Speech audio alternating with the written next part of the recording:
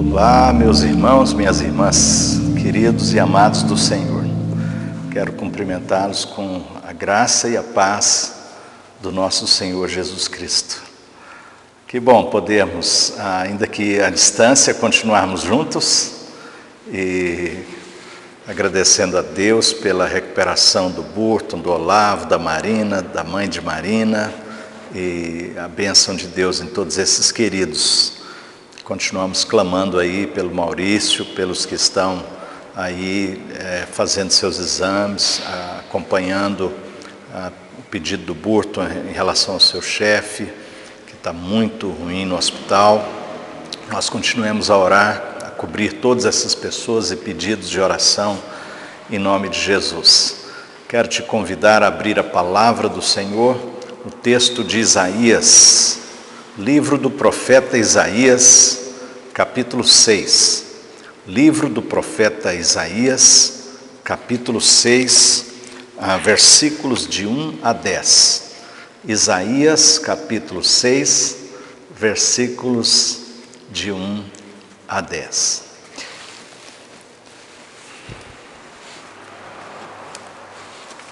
Creio que você encontrou, então vamos ler o texto, Isaías 6, de 1 a 10. A visão de Isaías e o seu chamamento.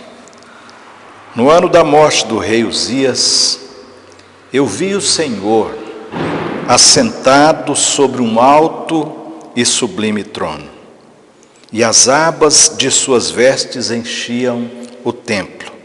Serafins estavam por cima dele. Cada um tinha 6 asas, com 2 cobriu o rosto, com 2 cobriu os seus pés, e com 2 voava. E clamavam uns para os outros, dizendo: Santo, Santo, Santo é o Senhor dos exércitos. Toda a terra está cheia da sua glória.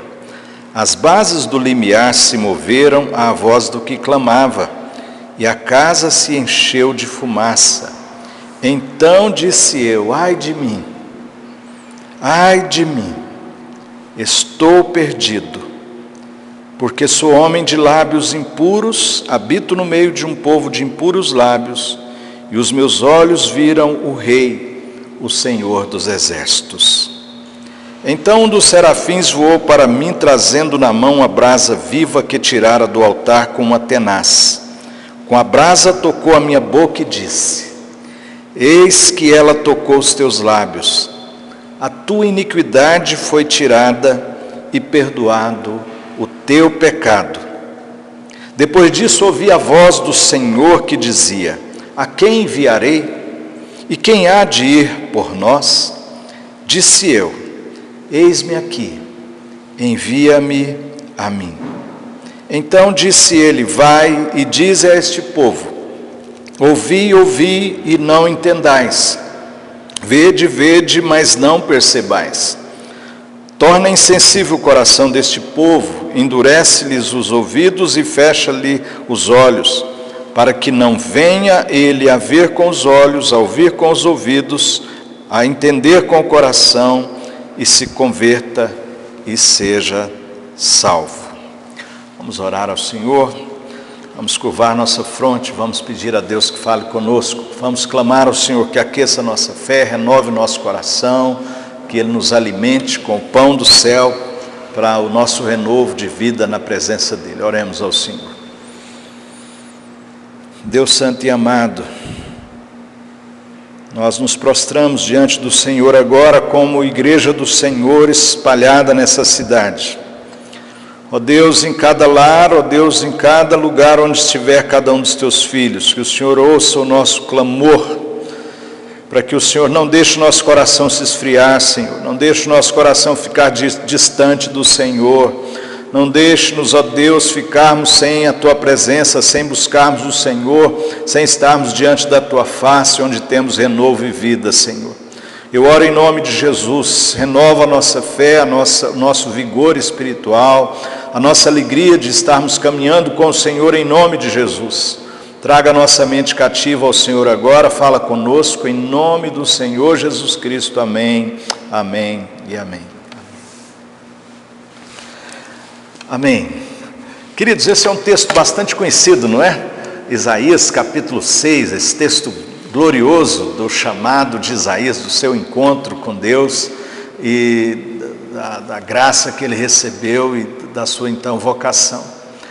Eu quero falar para você então um pouco do contexto. É muito importante a gente entender o contexto desse texto para entender o que está acontecendo e o que tem então o Senhor para dizer ao nosso coração a partir da compreensão do contexto e do próprio texto.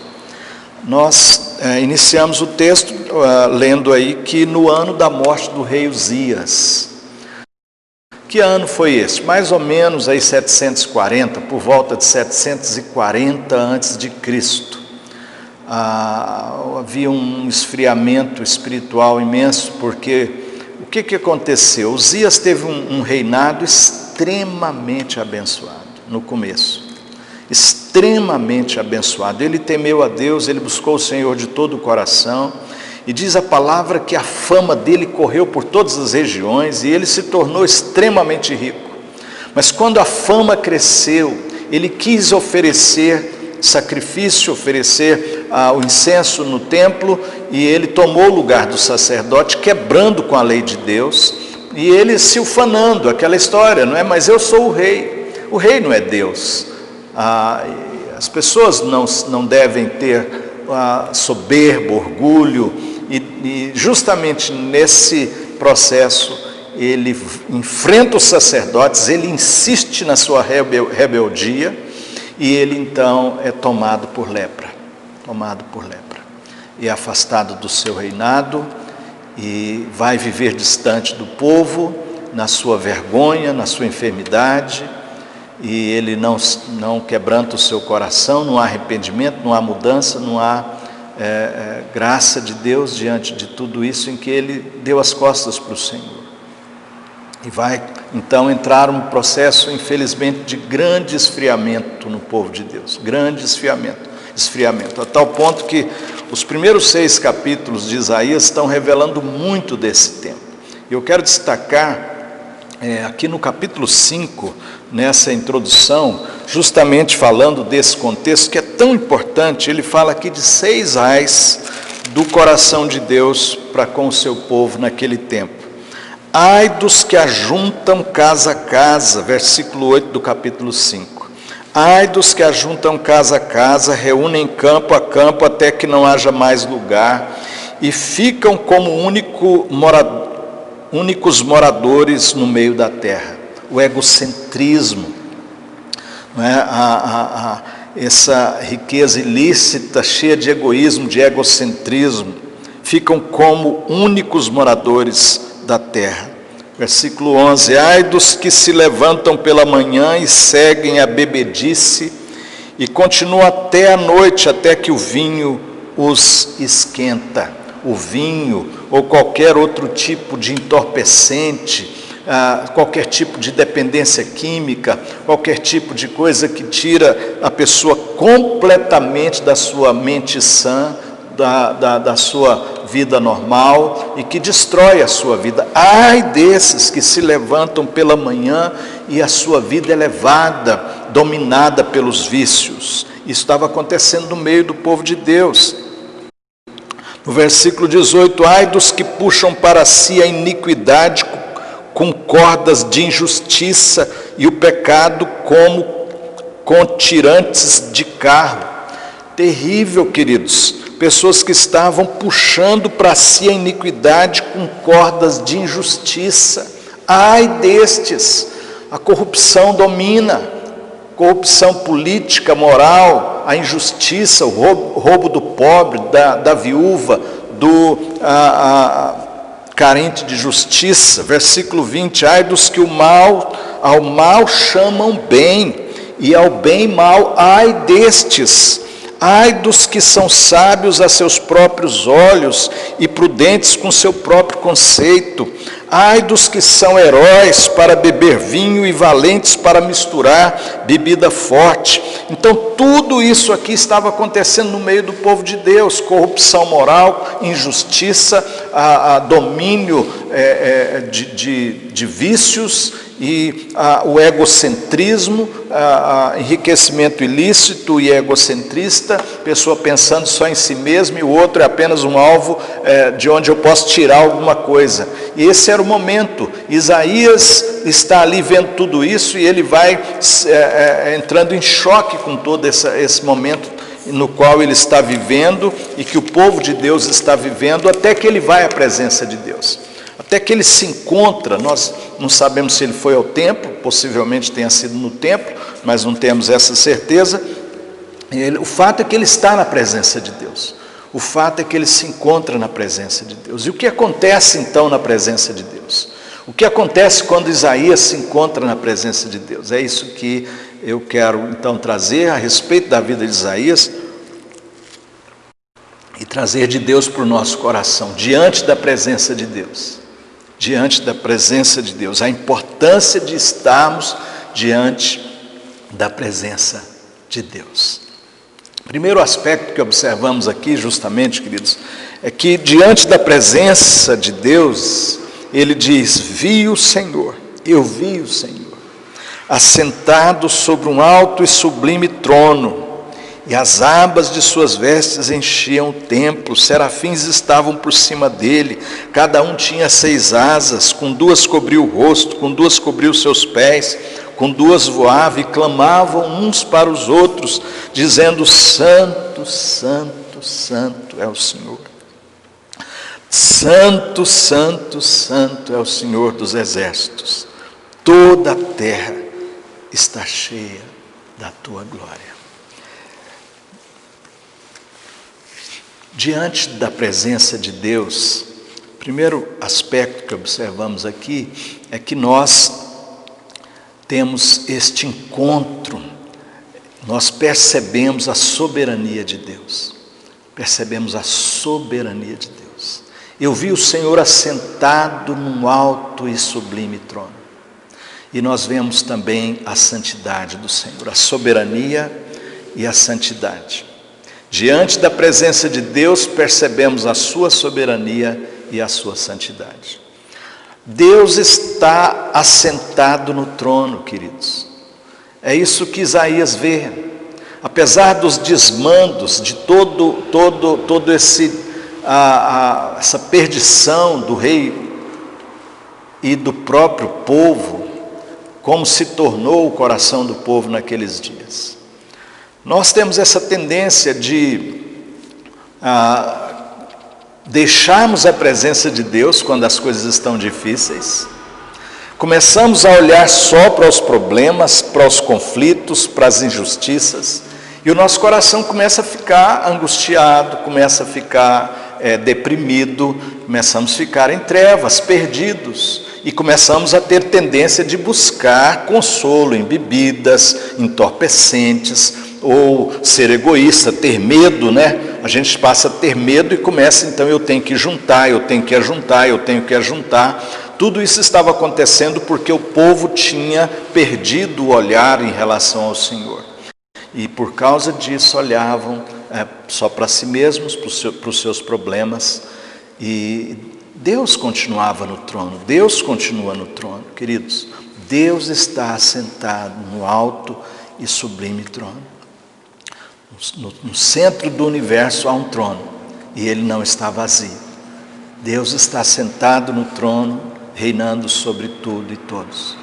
Mais do que nunca, nós somos desafiados a olhar para Deus, a olhar para o Senhor, porque, queridos, diante de pandemia, diante de grandes conflitos, nós temos uma tendência imensa de só olharmos para nós mesmos, para os nossos conflitos, para as nossas dores, e começamos a querer buscar um conforto não no Senhor, arrumar uma resposta fora de Deus, ou um egocentrismo terrível, tentando ajuntar.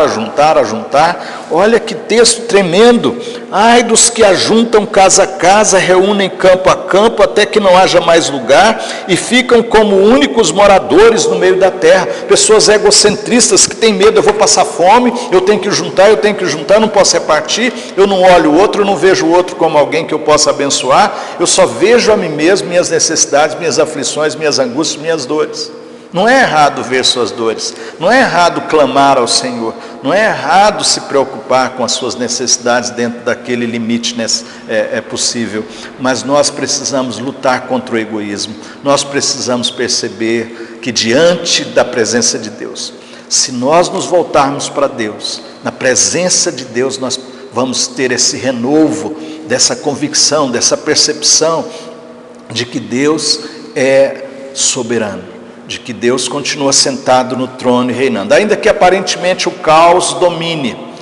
Isaías foi ficando triste, o coração dele ficou muito triste, muito angustiado, porque a aparência de tudo é que o caos domina. Diante da Covid, diante da pandemia, o que mais se apresenta para nós é a aparência de que o caos está dominando, de que o mal vai vencer e de que nós seremos destruídos. Queridos, o mal não vai vencer, o mal não domina todas as coisas. Quem controla todas as coisas é o Senhor. Ele é o juiz, Ele é o rei de todas as coisas, Ele é o Senhor e Ele é bom, Ele é santo, nele não há mancha, nele não há injustiça, nele não há qualquer acusação que possamos fazer. Ele é santo, santo, santo, santo, santo, santo é o Senhor dos exércitos. Toda a terra está cheia da sua glória. Ele é santo, queridos. Não há injustiça em Deus. Não deixe amargura no seu coração contra o Senhor. Não tente acusar Deus de nada. Não tente cobrar Deus de nada. Não tente pôr Deus no canto. Não cobre nada do Senhor. Tenha um coração quebrantado. Tenha um coração rendido na presença de Deus, porque na presença de Deus, com o coração rendido, nós reconhecemos a soberania de Deus, o governo de Deus, o domínio do Senhor, o controle de Deus na história, e reconhecemos que Ele é santo, que Ele é santíssimo, que nele não há sombra de qualquer mancha, de qualquer culpa, de qualquer peso, queridos. Deus é santo, santo e santo. Aleluias, louvado seja o nome do Senhor. Mas diante da presença de Deus também, queridos, nós reconhecemos a nossa terrível perdição, a nossa miséria, mas também com a miséria, diante dele, somos tocados por sua graça e reconhecemos o eterno perdão e a misericórdia do Senhor. Isso diante da presença de Deus. Nos diz o texto que, versículo 5, então disse eu, ai de mim, estou perdido, porque sou homem de lábios impuros, habito no meio de um povo de impuros lábios, e os meus olhos viram o Rei, o Senhor dos exércitos. Então dos serafins voou para mim, trazendo na mão uma brasa viva, que tirara do altar com uma tenaz. Com a brasa tocou a minha boca, e disse, eis que ela tocou os teus lábios, a tua iniquidade foi tirada, e perdoado o teu pecado. Caia soberba diante do Senhor, diante do altar de Deus, cai a altivez, cai o orgulho, cai o auto-engano, cai o egoísmo, o egocentrismo, tudo cai, queridos. Diante do Senhor nós reconhecemos de fato quem nós somos. Diante do Senhor quebrantamos o nosso coração nessa consciência profunda. Ai de mim, se não for a graça de Deus, ai de mim. Eu sou um homem de impuros lábios, habito no meio de um povo de impuros lábios. E eu vi o Senhor, sou indigno de Deus, sou indigno da graça, sou indigno da misericórdia do Senhor. Diante do Senhor, queridos, se nós fugimos de Deus, nosso coração vai endurecendo. Vamos ficando mais altivos, vamos brigando mais com Deus, vamos questionando a Deus. Começamos a questionar o Senhor o tempo inteiro. Por que o salário não dá? Por que o desemprego? Já não basta a pandemia, agora o desemprego, agora esse dinheiro pouco. E como é que vai ser? O que Deus ainda vai fazer conosco? né? Isso porque vamos nos afastando de Deus, queridos. Isaías nos convida, esse texto, o Senhor, o Espírito Santo nos convoca a essa consciência renovada do quanto precisamos estar aos pés do Senhor, do quanto precisamos ter uma vida na presença de Deus, porque é na presença dEle que nós temos esse coração quebrantado, essa profunda autoconsciência de quão miseráveis somos. Cai toda altivez, toda soberba, todo egocentrismo, todo orgulho, todo auto-engano, tudo isso cai, todas as máscaras, toda essa altivez, e nós caímos na presença do Senhor. Mas justamente aí no altar do Senhor, queridos, é que também alcançamos a graça, o perdão e a misericórdia. Diz aí Isaías que teve essa experiência tão tremenda. Então dos serafins voou para mim, trazendo na mão a brasa viva que tirara do altar com a tenaz. Com a brasa tocou a minha boca e disse: eis que ela tocou os teus lábios. A tua iniquidade foi tirada e perdoado o teu pecado. Isso não acontece fora da presença de Deus, amados. Longe de Deus não há esse renovo, não há essa visitação da graça, não há esse renovo de perdão, de misericórdia, sermos tocados pelas brasas do altar do Senhor, de termos uma fé aquecida, uma fé renovada, esse gozo espiritual pelo perdão, esse valor invertido da forma correta, não é? Porque o invertido está longe de Deus, mas o Senhor vem e traz de novo para o lugar, e nós valorizamos então profundamente o perdão, a graça, a comunhão, a presença de Deus. Com a brasa tocou os meus lábios e perdoou a iniquidade do meu pecado. E foi perdoada a iniquidade do meu pecado. O que nós mais precisamos é de Deus, queridos. O que mais precisamos é da graça de Deus. O que mais precisamos é do seu renovo, do seu perdão, do seu amor. Eu sou miserável, mas misericórdia é justamente ter um miserável no coração. Deus tem a nossa vida no seu coração. Ele é Deus bom, Deus que perdoa. Na presença dEle, no altar de Deus, aos pés do Senhor Jesus, nós encontramos renovo, porque em Jesus há perdão, em Jesus há misericórdia. É por meio de Cristo que encontramos a graça de Deus, e é no altar, aos pés do Senhor. Então, deixa eu dizer para você, deixe de fugir da presença de Deus. Não deixe que esses dias de lutas, de embates, as trevas dominem o seu coração.